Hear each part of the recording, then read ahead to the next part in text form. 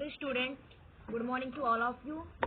Today we will discuss about antibiotic. आज हम antibiotic study करेंगे। इससे प्रीवियस लेक्चर में हमने जाना कि इन्फेक्शियस एजेंट की कितनी कैटेगरीज है, कितने कैटेगरीज में इन्फेक्शियस एजेंट को कैटेगराइज किया गया है, राइट। तो ये कैटेगरी इसलिए बनाई जाती है जिससे उसके ट्रीटमेंट में हेल्प हो सके। सपोज अगर आपकी बॉडी में कोई बैक्टीरियल इन्फेक्शन है, राइट, तो आप डॉक्टर के पास जाओगे तो वो क्या करेगा, ड्रग्स देगा। वो ड्रग्स देगा जो बैक्टीरियल इन्फेक्शन के अगेंस्ट में वर्क करेगा। ऐसा नहीं है कि आपको कॉलरा है तो वो आपको ऐसा ड्रग्स दे जो वायरस के लिए इफेक्टिव है, नहीं, वो आपको ऐसा ड्रग्स देगा जो बैक्टीरियल इन्फेक्शन के लिए इफेक्टिव है। इसीलिए हम क्या करते हैं, इन्फेक्शियस एजेंट को क्लासीफाई करते हैं जिससे डॉक्टर ये जान सके कि अगर कोई पर्सन है जो किसी डिजीज सफर कर रहा है, अगर उसके बॉडी में बैक्टीरिया का इन्फेक्शन है तो वो बैक्टीरिया के अगेंस्ट वर्क करने वाला ड्रग्स देगा। अगर उसकी बॉडी में कोई फंगल इन्फेक्शन है तो वो फंगस के अगेंस्ट में वर्क करने वाला ड्रग्स देगा। इसीलिए हम इन्फेक्शियस एजेंट को क्या करते हैं, कैटेगराइज करते हैं under bacteria, viruses, protozoa, worms and fungi, right. तो आज हम ऐसे ही एक ड्रग्स एंटीबायोटिक की स्टडी करेंगे। सबने सुना होगा एंटीबायोटिक्स। एंटीबायोटिक्स होती क्या है? जनरली एंटीबायोटिक्स का इस्तेमाल बैक्टीरियल इन्फेक्शन में किया जाता है।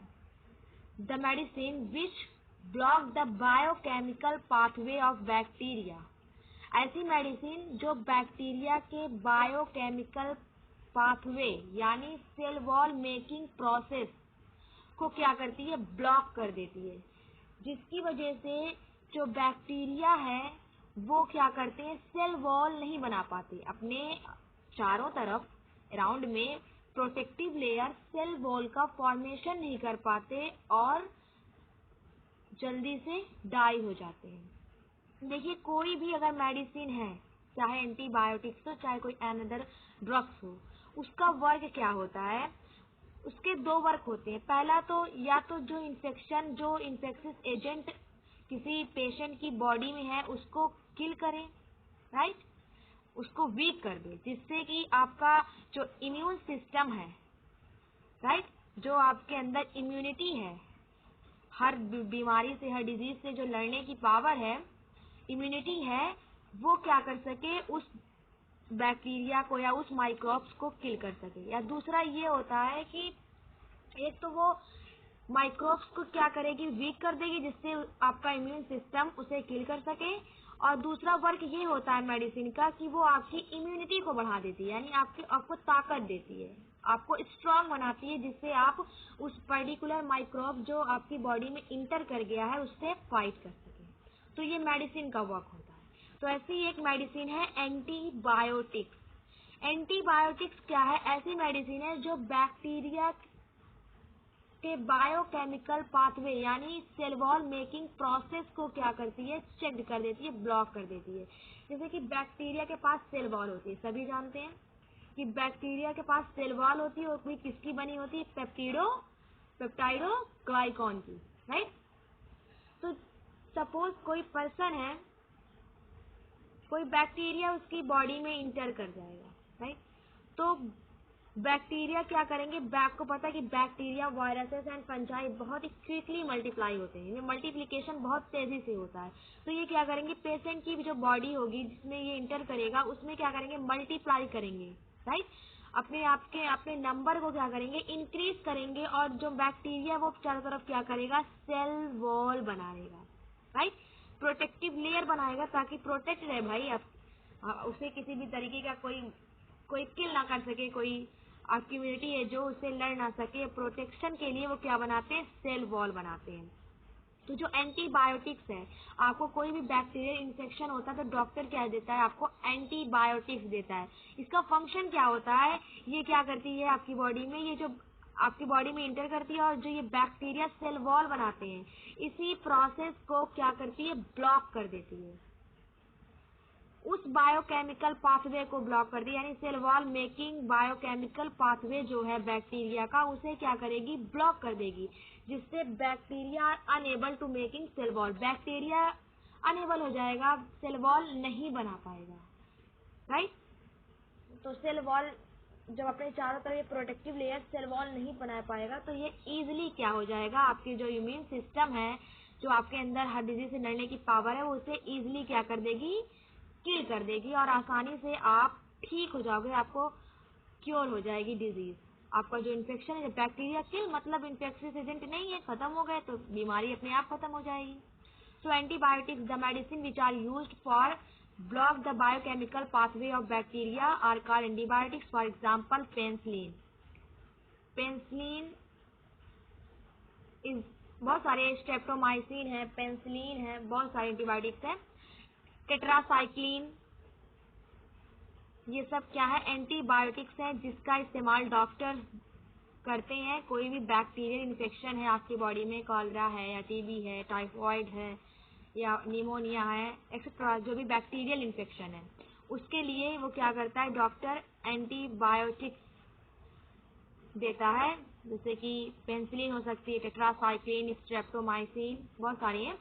तो ये सारी क्या करती हैं, पेशेंट की बॉडी में जाएंगी और जो बैक्टीरिया वहां पर ग्रो कर रहा है, जो सेल वॉल बना रहा है, जो अपने लिए एक प्रोटेक्टिव लेयर बना रहा है ताकि हमें कोई मार ना सके, उसी प्रोसेस को ये क्या कर देंगी, ब्लॉक कर देंगी, और बैक्टीरिया क्या हो जाएगा, नहीं सेल वॉल बना पाएगा और किल हो जाएगा और आपकी डिजीज ठीक हो जाएगी, राइट। तो जो ये एंटीबायोटिक्स है, जो पेनिसिलिन्स है, जो टेट्रासाइक्लिन्स है, इनका फंक्शन होता है सेल वॉल मेकिंग प्रोसेस को स्टॉप करना, बैक्टीरिया में जो सेल वॉल मेकिंग प्रोसेस है उसको ब्लॉक करना। तो यही रीजन, क्योंकि आपको पता है कि एनिमल सेल्स में सेल वॉल नहीं होती, राइट। एनिमल जो सेल्स है, एनिमल्स में सेल वॉल एब्सेंट होती है, राइट, प्रेजेंट नहीं होती, सेल वॉल एब्सेंट होती है। ये इसीलिए जो एंटीबायोटिक्स है उसका एनिमल सेल पर कोई भी इफेक्ट नहीं होता है।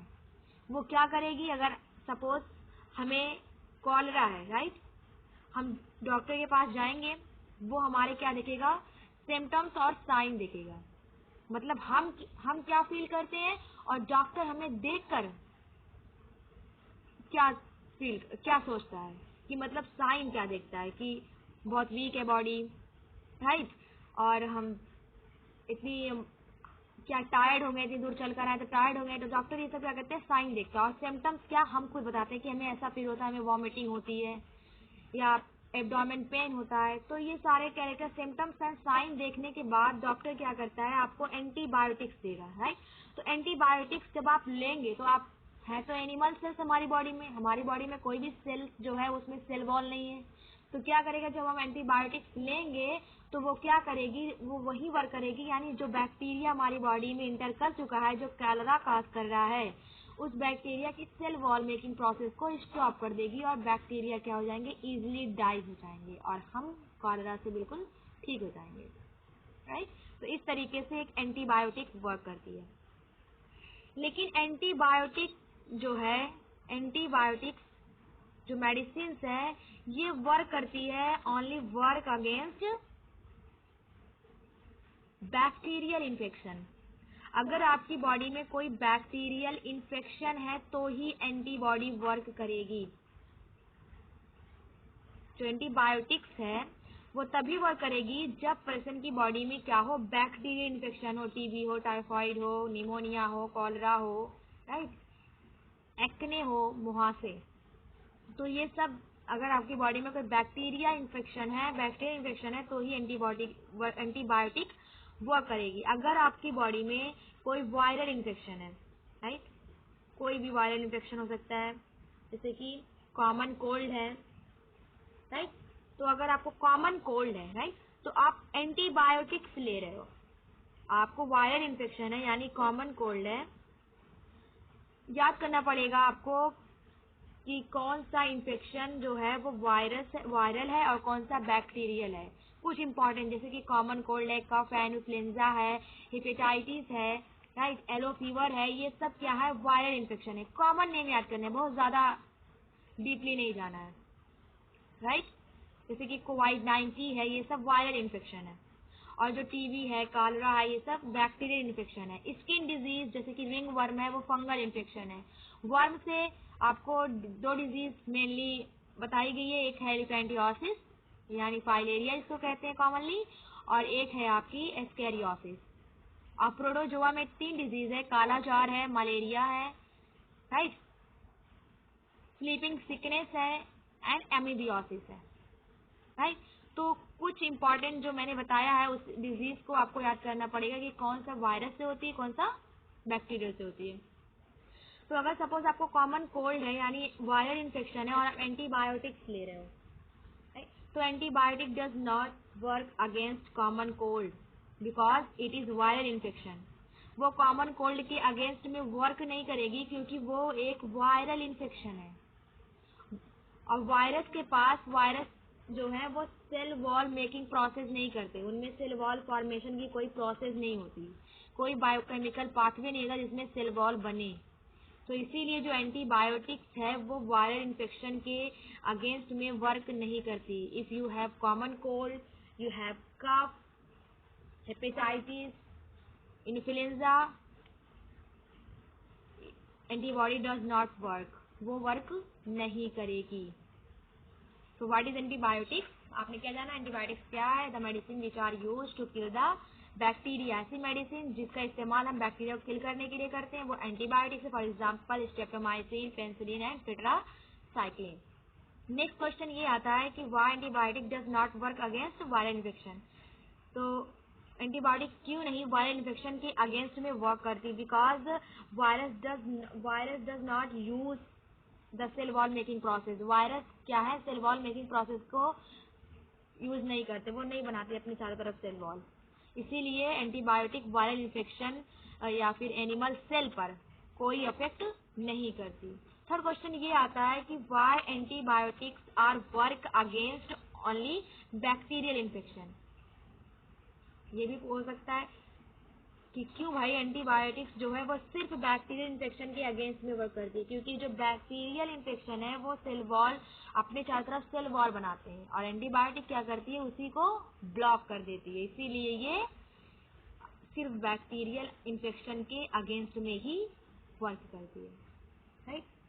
तो एक एक्टिविटी दी गई है आपकी, बहुत आसान सी एक्टिविटी है 13.5, जिसमें ये क्वेश्चंस काफी सारे दिए पूछे गए हैं कि आपको फाइंड आउट करना है कि आपके आसपास या फिर क्लास में भी, तो क्लास चलती नहीं है, तो कितने लोगों को कोल्ड, कफ या फीवर हुआ है। जल्द ही कितने लोग ऐसे हैं जिनको खांसी और बुखार और कफ हुआ है, कोल्ड हुआ है, राइट।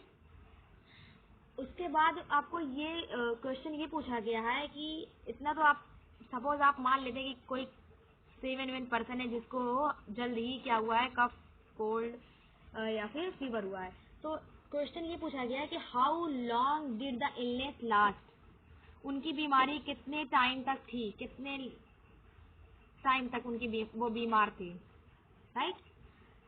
तो कुछ आंसर आएगा आपका कि भाई कोई था जो 1 वीक में ठीक हुआ, कोई 2 दिन में, कोई 1 मंथ लग गया, राइट। तो इस तरीके से आंसर आएगा आपका। तो फिर उसके बाद आपको ये जानना है कि उसमें से जो बीमार थे, जो कुछ वक्त पहले बीमार थे, उनमें से कितने लोगों ने एंटीबायोटिक ली। मतलब उनमें से कितने लोग ऐसे हैं जो एंटीबायोटिक से रिकवर हुए हैं और कितने लोग ऐसे हैं जो बिना एंटीबायोटिक के रिकवर हुए हैं। ऑब्वियसली आप जब ऑब्जर्व करेंगे, फाइंड आउट आपको करेंगे तो आपको पता चलेगा। तो एंटीबायोटिक्स, उसके बाद नेक्स्ट क्वेश्चन ये आता है कि अब आपने मान लिया कि 7 ऐसे हैं क्लास में, हम मान लेते हैं कि वो उनको जल्द ही कोई कफ हुआ है, कोल्ड या फीवर हुआ है। उसमें से 3 स्टूडेंट ऐसे हैं जिन्होंने एंटीबायोटिक्स ली और 4 स्टूडेंट ऐसे हैं जिन्होंने एंटीबायोटिक्स नहीं ली। और तो आपको ऑब्जर्व होगा जो 3 स्टूडेंट थे जिन्होंने एंटीबायोटिक्स ली है वो काफी कम टाइम में रिकवर हो जाएंगे, और जिन्होंने एंटीबायोटिक्स नहीं ली है उनको रिकवर होने में ज्यादा टाइम लगता है। ऐसा क्यों होता है? क्यों भाई जिन्होंने एंटीबायोटिक्स ली वो जल्दी रिकवर हो गया, जिन्होंने नहीं ली वो बाद में रिकवर हुए? इसका आंसर आपको आप लोग जान गए होंगे ये पढ़ने के बाद कि एंटीबायोटिक ने क्या किया, बैक्टीरिया को वीक कर दिया, सेल वॉल नहीं बना पा रहा है, बैक्टीरिया कमजोर हो गया, जल्दी से हम रिकवर हो गए। और इसमें ऐसा नहीं हुआ, हमने एंटीबायोटिक नहीं ली तो बैक्टीरिया क्या था, अपने चारों तरफ क्या कर रहा था, प्रोटेक्टिव लेयर बना रहा था। जब काफी टाइम के बाद जब हम क्या किया, हमारी जो अंदर इम्यूनिटी है यानी डिजीज से लड़ने की पावर जिसको कहते हैं इम्यूनिटी, उससे ये किल हुई और काफी टाइम लग गया इनको रिकवर होने में। तो ये था एंटीबायोटिक्स। नेक्स्ट वीडियो में डिस्कस करेंगे मीन ऑफ स्प्रेड यानी इन्फेक्शियस डिजीज कैसे कैसे स्प्रेड होती है। Thank you watching for